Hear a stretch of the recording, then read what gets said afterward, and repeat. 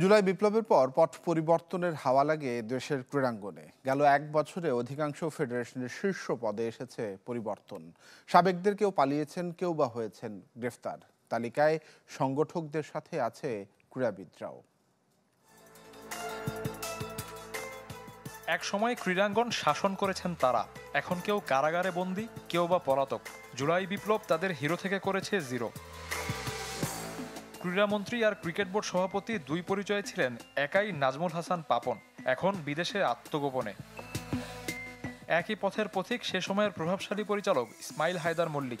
গুঞ্জন, তিনিও দেশের বাইরে আছেন, আরব আমিরাতে। ছাত্র জনতার আন্দোলনে নানা অভিযোগ আরেক পরিচালক তানভীর টিটুর বিরুদ্ধে, তিনিও দেশ ছাড়া। তবে শেষ রক্ষা হয়নি প্রথম টেস্ট অধিনায়ক আর পরিচালক নাইমুর রহমান দুর্জয়ের। একাধিক মামলায় হয়েছেন গ্রেপ্তার। বিপদের সাবেক দুই অধিনায়ক আর এমপি মাশরাফি সাকিব। পুরো এক বছর আত্মগোপনে মাশরাফি বিন মর্তুজা, আর সাকিব আল হাসান দেশেই ফিরতে পারেননি।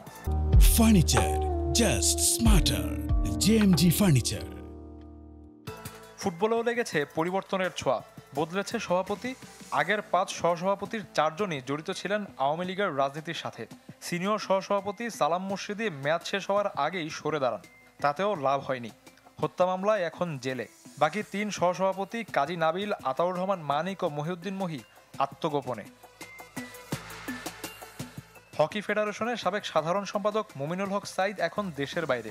ঢাকা দক্ষিণ সিটি কর্পোরেশনের সাবেক মেয়র আর ভলিবল ফেডারেশনের সাবেক সভাপতি আতিকুল ইসলাম কারাবন্দী। একই পরিণতি হয়েছে কাবাডি ফেডারেশনের সাবেক সভাপতি ও আইজিবি আবদুল্লাহ আল মামুনের।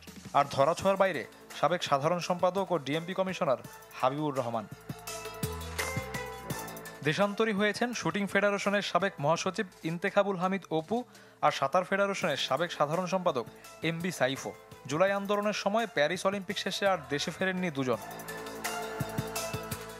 দেশের ঐতিহ্যবাহী ক্লাব আবাহনীর তৎকালীন চেয়ারম্যান সালমান এফ রহমান পালাতে গিয়েও বাঁচতে পারেননি, বন্দী কারাগারে। ক্রীড়াঙ্গনে রাজনীতিবিদদের শাসনের বাজে প্রভাব চোখে আঙুল দিয়ে দেখিয়েছে 24 জুলাই বিপ্লব। শফিউদ্দিন শাওন, চ্যানেল 24, ঢাকা।